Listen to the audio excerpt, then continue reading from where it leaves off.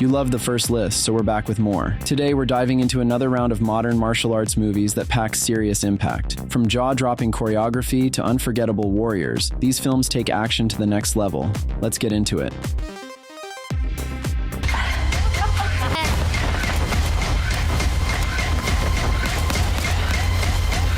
If you're looking for something fresh in the hitman genre, Baby Assassin's Two Babies hits the mark. It blends action with slice-of-life comedy, offering a unique and fun watch. The story follows teenage assassins Chisato and Mahiro, who get suspended from their guild after a botched bank robbery. Meanwhile, two up-and-coming assassins, Yuri and Makoto, see them as roadblocks to their own careers and decide to take them out. The film strikes a balance between action and comedy, showing Chisato and Mahiro handling everyday problems while dealing with their new rivals. At just 100 minutes, it delivers fast-paced action, well-choreographed combat, and some light-hearted moments to keep things entertaining.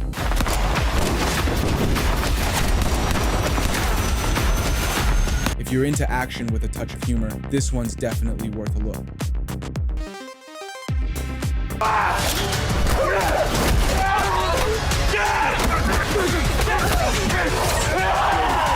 Officer Black Belt is a South Korean action comedy film directed by Jason Kim. It follows Lee Jung-do, a skilled martial artist enjoying a carefree life. But after saving a probation officer from an attack, he's recruited as a martial arts officer, tasked with monitoring ex-convicts alongside veteran officer Kim Sun-min. The action in Officer Black Belt is well worth the wait.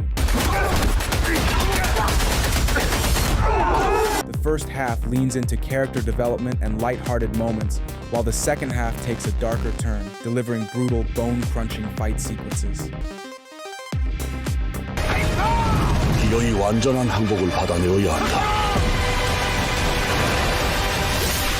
Noryang, Deadly Sea is a must-watch if you're into historical war films. Directed by Kim Han-min, this film serves as the grand finale of the Admiral Yi trilogy, chronicling the legendary Admiral Yi Sun-shin's final battle. Set during the Imjin War 1592 to 1598, it depicts the intense naval showdown between the Joseon-Ming alliance and the last remnants of the Japanese Y fleet in the treacherous Noryang Strait, with breathtaking naval combat, stunning cinematography, and a gripping narrative.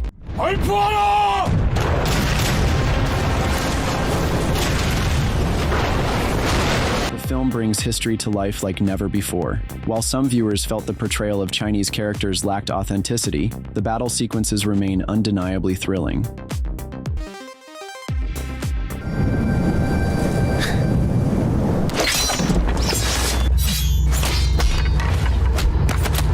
If you're a fan of martial arts cinema, 100 Yards is a must-watch. Set in the 1920s Tianjin, this period action drama delivers intense fight sequences wrapped in a rich, character-driven story. Directed by Xu Haofeng and Xu Junfeng, the film explores the power struggle that unfolds after the death of a revered kung fu master. The fight choreography is on another level, blending elegance with raw intensity. Every duel feels purposeful, from the opening clash between Shen An, played by Jackie Hung, and Chi Quan, played by Andy On, to the explosive final showdown.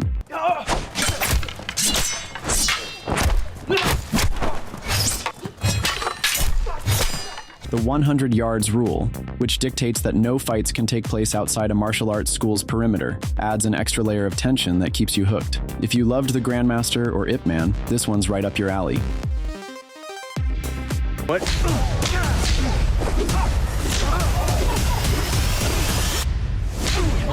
Roadhouse, directed by Doug Liman, follows Elwood Dalton, played by Jake Gyllenhaal, a former UFC fighter haunted by a tragic fight where he accidentally killed his opponent. Looking for a fresh start, he takes a job as the head bouncer at a bar in the Florida Keys. But his past skills come in handy when local criminals threaten to take over the place. Conor McGregor makes his acting debut as Knox, a ruthless enforcer, adding intensity to the fight scenes. The film explores themes of redemption and the raw discipline of mixed martial arts. What do you do? Retirement planning. The Killer's Game, is a 2024 action comedy film directed by J.J. Perry, based on Jay Bonansinga's 1997 novel of the same name. Joe Flood, played by Dave Bautista, is a top-tier hitman with a strict moral code. He only takes out those who truly deserve it. When he's diagnosed with a terminal illness, he makes a drastic decision to go out on his own terms by putting a hit out on himself. But just as the contract is in motion, he learns the diagnosis was a mistake. He's perfectly healthy. Oh, Flood, thank God. There's been a mistake. They switched your scan with another patient. You're not gonna die. Now, with elite assassins hunting him down, including a vengeful handler, Pom Klementieff, and an eccentric mix of killers, Joe must fight to stay alive while protecting the woman he loves, Sofia Boutella. Packed with explosive action, dark humor, and a star-studded cast, including Ben Kingsley and Terry Crews, The Killer's Game delivers a thrilling ride through a world where killers play by their own rules.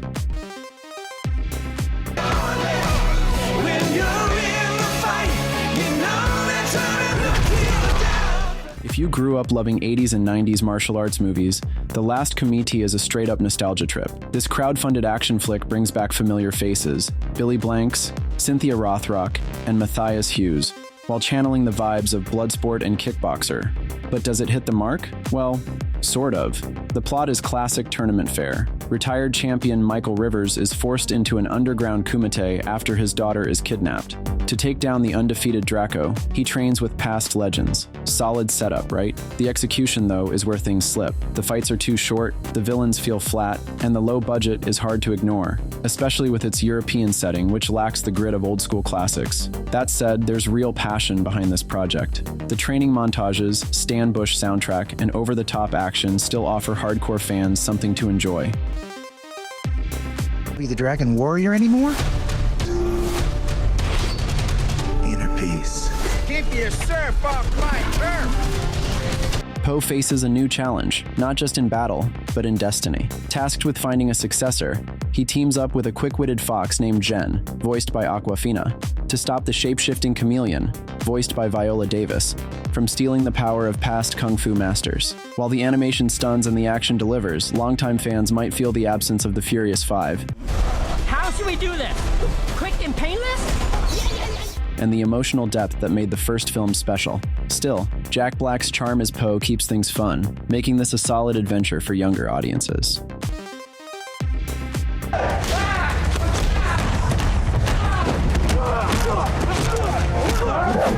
If you're a hardcore fan of fight movies, Life After Fighting needs to be on your watch list. Bren Foster doesn't just direct, he owns the screen as Alex, a martial arts instructor who takes on an international child trafficking ring. The fight choreography is brutal, the action never lets up, and Foster proves he's got the charisma to be a top-tier action star. And the final 30 minutes? Pure action movie bliss. Every punch, kick, and takedown hits hard.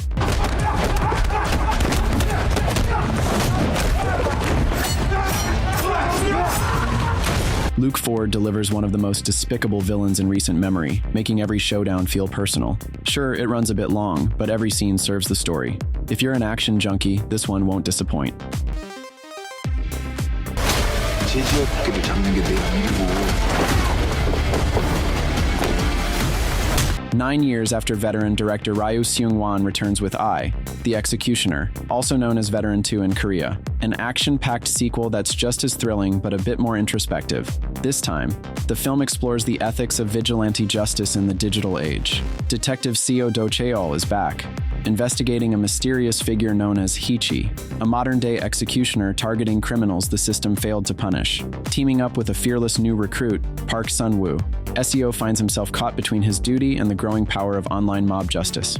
With intense fight sequences, including a rain-soaked rooftop battle that ranks among the year's best, Ryu seamlessly blends high-octane action with sharp social commentary.